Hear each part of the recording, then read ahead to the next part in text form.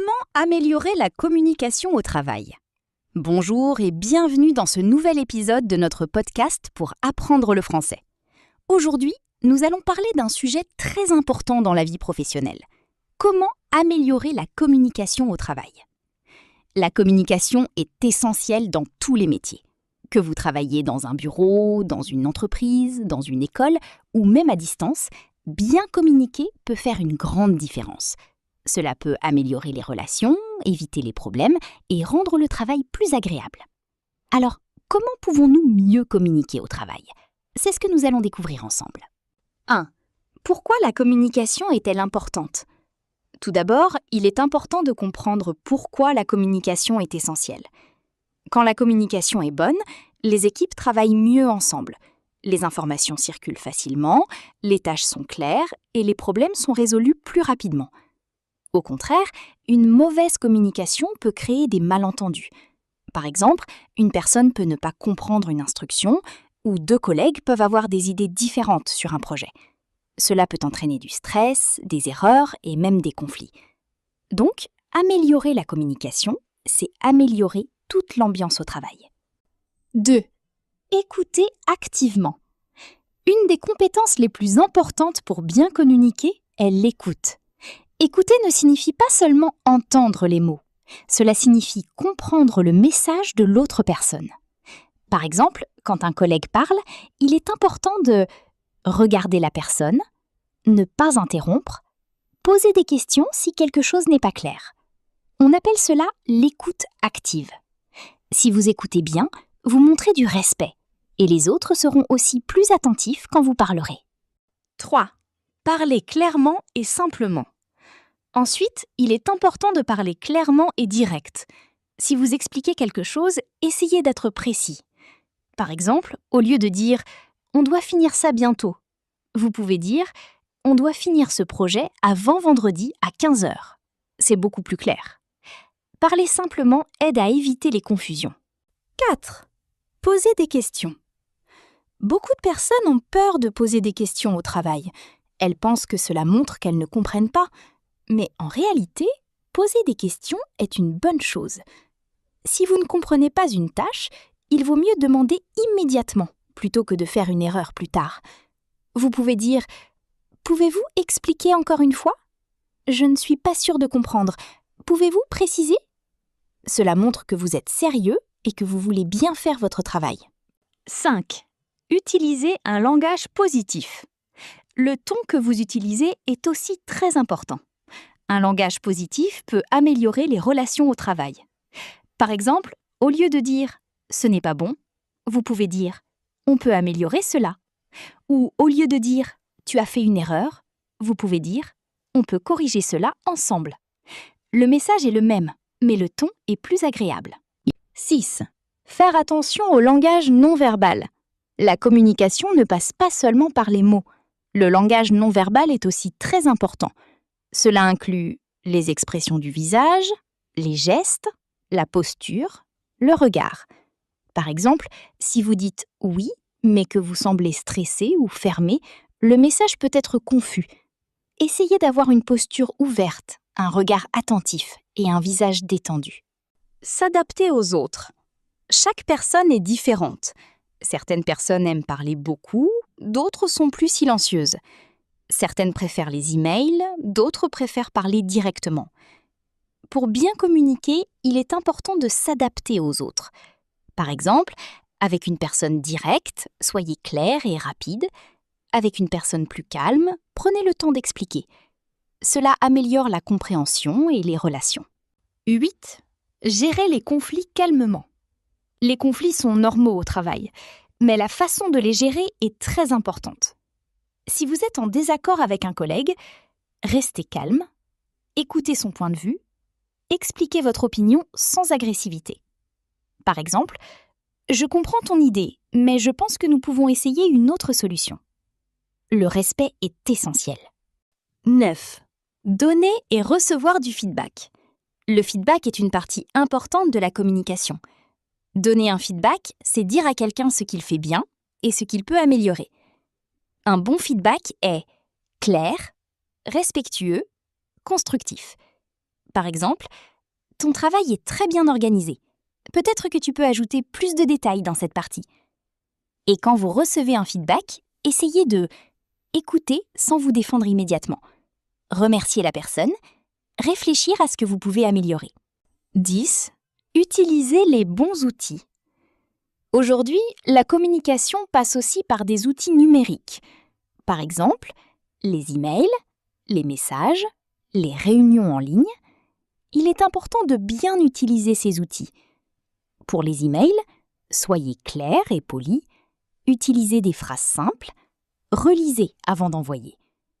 Pour les réunions, préparez vos idées, soyez attentif, participez activement. 11. Être organisé dans sa communication. Une bonne communication demande aussi de l'organisation. Par exemple, noter les informations importantes, suivre les tâches, confirmer les décisions. Après une réunion, vous pouvez écrire un petit résumé pour être sûr que tout le monde comprend la même chose. Cela évite les erreurs et les oublis. 12.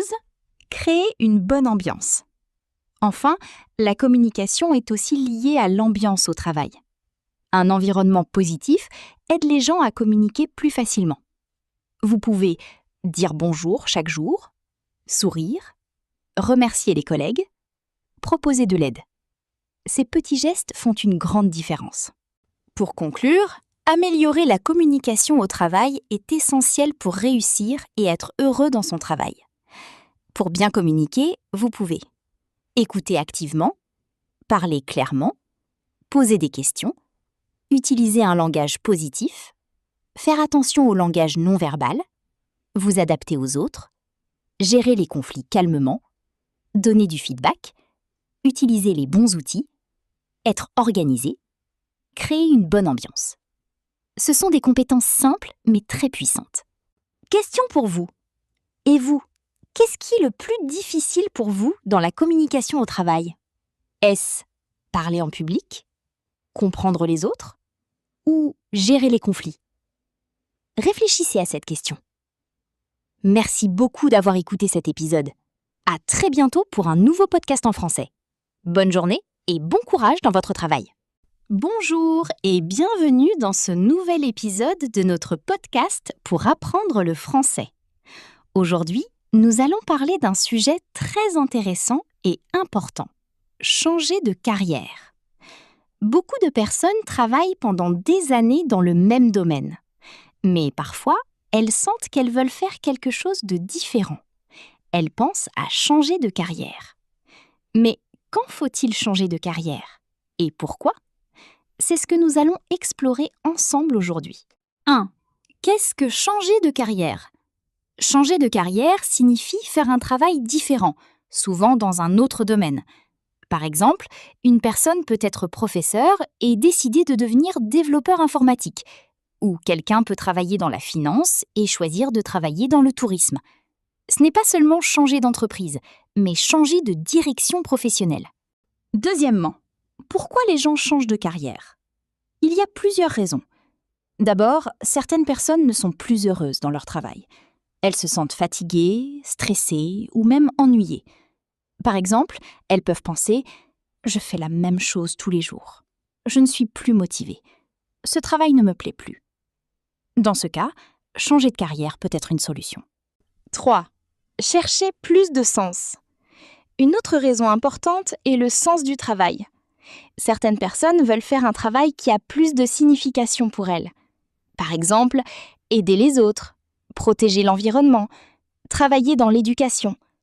Elles veulent se sentir utiles et fières de leur travail. 4. Améliorer la qualité de vie. Parfois, les gens changent de carrière pour améliorer leur vie. Peut-être que leur travail actuel est trop stressant ou ils travaillent trop d'heures. Ils veulent plus de temps libre, moins de pression, un meilleur équilibre entre travail et vie personnelle. Changer de carrière peut aider à trouver cet équilibre. 5. Gagner plus d'argent. L'argent est aussi une raison importante. Certaines personnes changent de carrière pour avoir un meilleur salaire.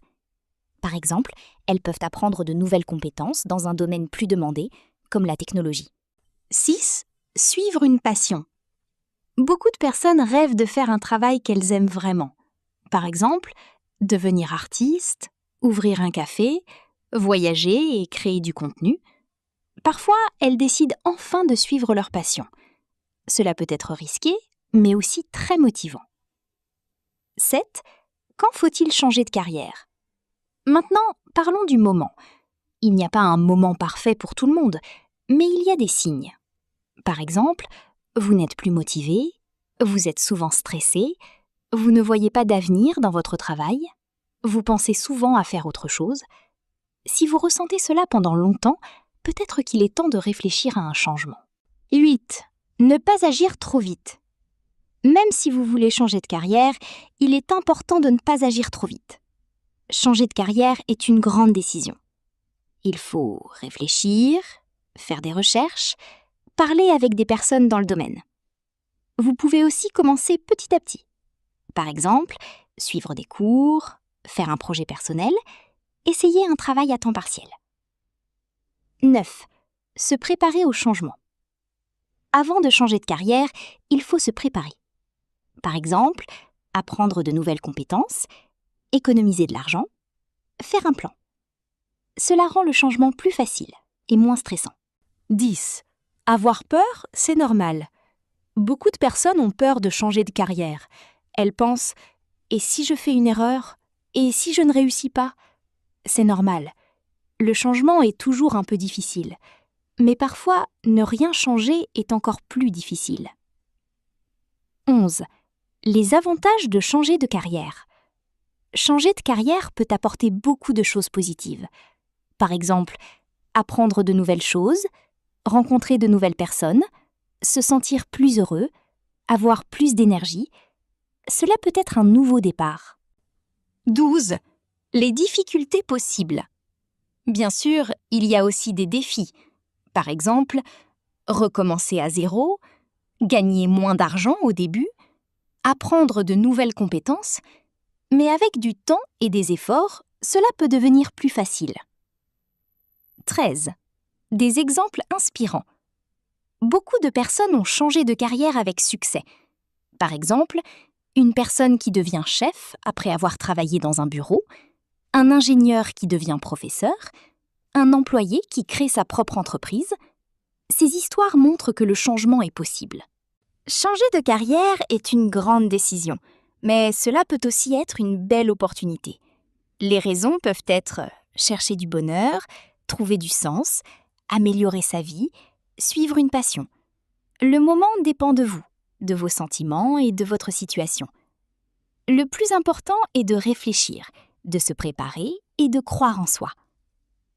Question pour vous. Et vous, avez-vous déjà pensé à changer de carrière ? Pourquoi ? Et vers quel métier aimeriez-vous aller ? Prenez un moment pour réfléchir. Merci beaucoup d'avoir écouté cet épisode. À très bientôt pour un nouveau podcast en français. Bonne journée et bon courage pour votre avenir.